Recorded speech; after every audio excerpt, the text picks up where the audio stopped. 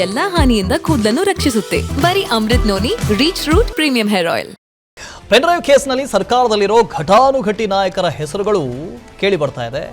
Pen drive ಅನ್ನ ಹಾದಿ ಬೀದಿಲಿ ಸಿಗುವಂತೆ ಮಾಡಿದವರಿಗೆ ಕಠಿಣ ಶಿಕ್ಷೆ ಆಗಬೇಕು ಅಂತ ಬಿವೈ ವಿಜೇಂದ್ರ ಒತ್ತಾಯಿಸಿದ್ದಾರೆ. ಅಲ್ಲದೆ ನಾವು ಯಾರನ್ನೂ ರಕ್ಷಣೆ ಮಾಡ್ತಾ ಇಲ್ಲ, ಪೆನ್ಡ್ರೈವ್ ಕೇಸನ್ನ ಕೂಡಲೇ ಸಿಬಿಐ ತನಿಖೆಗೆ ಕೊಡಬೇಕು ಅಂತ ಹೇಳಿದ್ದಾರೆ ಬಿವೈ ವಿಜಯೇಂದ್ರ.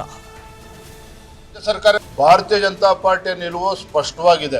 ಹಾಸನದ ಪೆನ್ಡ್ರೈವ್ ಪ್ರಕರಣ ಏನಿದೆ, ಈ ದುರ್ಘಟನೆ ನಡೆದಿದೆ, ಇದನ್ನ ರಾಜ್ಯ ಸರ್ಕಾರ ಗಂಭೀರವಾಗಿ ತೆಗೆದುಕೊಂಡು ತತ್ಕ್ಷಣ ಇದನ್ನ ಸಿಬಿಐ ತನಿಖೆ ಕೊಡಬೇಕು ಅಂತೇಳಿ ನಾವು ಅವತ್ತಿಂದ ಕೂಡ ನಾವು ಒತ್ತಾಯವನ್ನು ಮಾಡ್ತಾ ಇದ್ದೇವೆ. ಮತ್ತೆ ದಿನನಿತ್ಯ ಹೊಸ ವಿಚಾರಗಳು ಬೆಳಕಿಗೆ ಬರ್ತಾ ಇದೆ.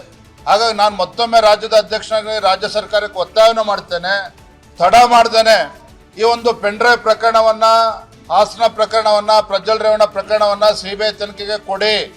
ಯಾಕೆ ನಾನು ಒಂದು ವೇಳೆ ಹೊರಬಂದ್ರೆ ರಾಜ್ಯ ಸರ್ಕಾರ ಪತನವಾಗುತ್ತೆ ಅಂತ ದೇವರಾಜೇಗೌಡರು ಹೇಳಿದರು. ಈ ಹೇಳಿಕೆಗೆ ಗೃಹ ಸಚಿವ ಡಾಕ್ಟರ್ ಜಿ ಪರಮೇಶ್ವರ್ ತಿರುಗೇಟು ಕೊಟ್ಟಿದ್ದಾರೆ.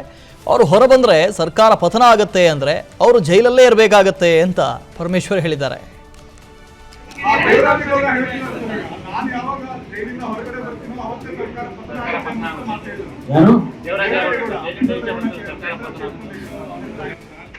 ಅಲ್ಲೇ ಇರಬೇಕಾಗುತ್ತೆ.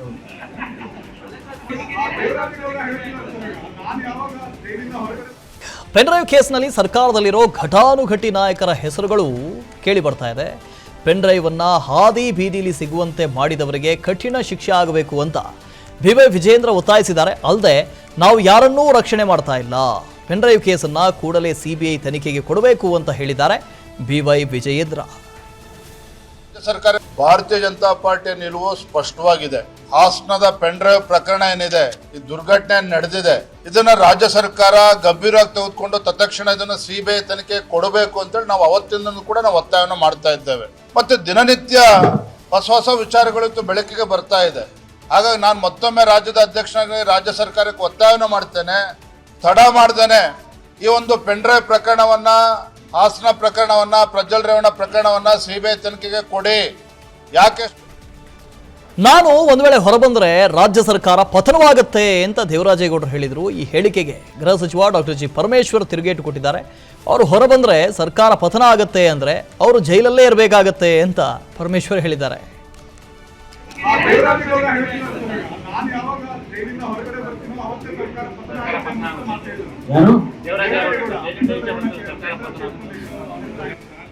ಅಲ್ಲೇ ಇರಬೇಕಾಗುತ್ತೆ.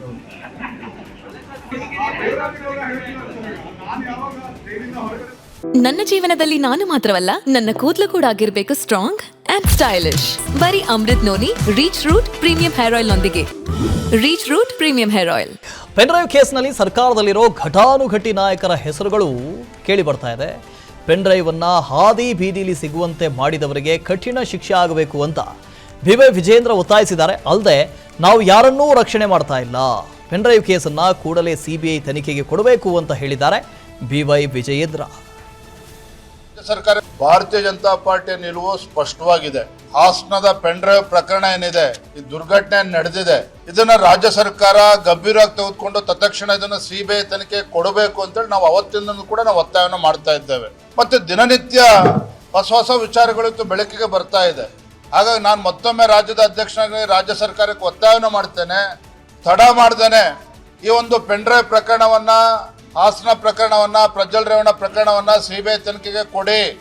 ಯಾಕೆ ನಾನು ಒಂದು ವೇಳೆ ಹೊರಬಂದ್ರೆ ರಾಜ್ಯ ಸರ್ಕಾರ ಪತನವಾಗುತ್ತೆ ಅಂತ ದೇವರಾಜೇಗೌಡರು ಹೇಳಿದರು. ಈ ಹೇಳಿಕೆಗೆ ಗೃಹ ಸಚಿವ ಡಾಕ್ಟರ್ ಜಿ ಪರಮೇಶ್ವರ್ ತಿರುಗೇಟು ಕೊಟ್ಟಿದ್ದಾರೆ.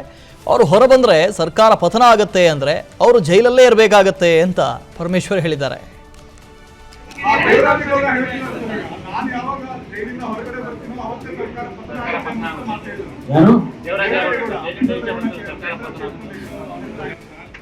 ಅಲ್ಲೇ ಇರಬೇಕಾಗುತ್ತೆ.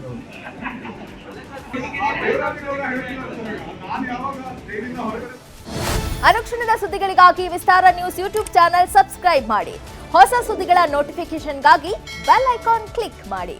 ಲೇಟೆಸ್ಟ್ ಅಪ್ಡೇಟ್ಸ್ಗಾಗಿ www.vistaranews.com ವೆಬ್ಸೈಟ್ಗೆ ವಿಸಿಟ್ ಮಾಡಿ. ಅಂಗೈಯಲ್ಲೇ ಜಗತ್ತಿನ ಸುದ್ದಿ ತಿಳಿಯಲು ವಿಸ್ತಾರ ನ್ಯೂಸ್ ಕನ್ನಡ ಆಪ್ ಡೌನ್ಲೋಡ್ ಮಾಡಿ.